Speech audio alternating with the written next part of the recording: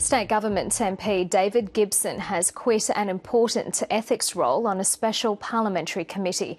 The member for Gympie tried to stand firm, but his hand was forced by 15-year-old charges of theft. It's Mr Gibson's second controversy in 2 years. Until now, David Gibson chaired a select committee on ethics. But what about Mr Gibson's ethics? In the Army in 1999, he pleaded guilty to theft totalling $7,300, although no conviction was recorded.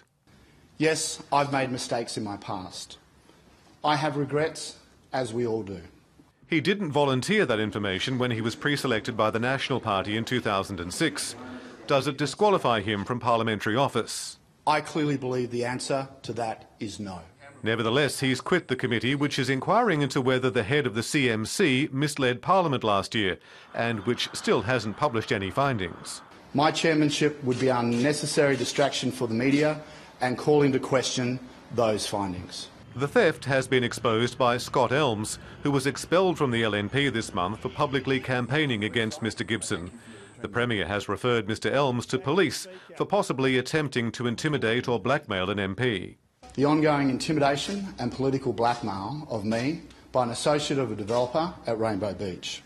We deserve freedom of speech and we deserve to be able to advocate to our local member.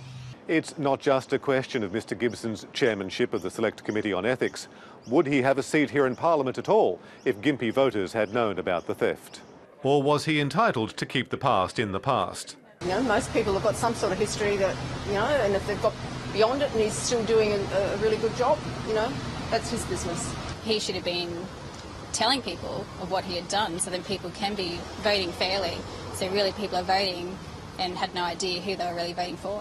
I think if it's been dealt with, they can leave it in the past. What's applicable to us as general public should be applicable to the politicians. Rightly or wrongly, Mr Gibson's constituents now know a lot more about their MP. Well, for more on this, let's speak to state political reporter Chris O'Brien at Parliament House. Chris, what did the Premier know of David Gibson's past and when did he know it? Karina, a statement from the Premier saying he found out 3 weeks ago. So that, of course, is well after Mr Gibson was appointed to the Special Ethics Committee. And by the way, the Premier also says that it's the opinion of the Clerk of Parliament that none of this disqualifies Mr Gibson from being an MP. But it's the second time that Mr Gibson's past has affected his present. In 2012, after only a few weeks as Police Minister, he had to quit over unpaid speeding fines.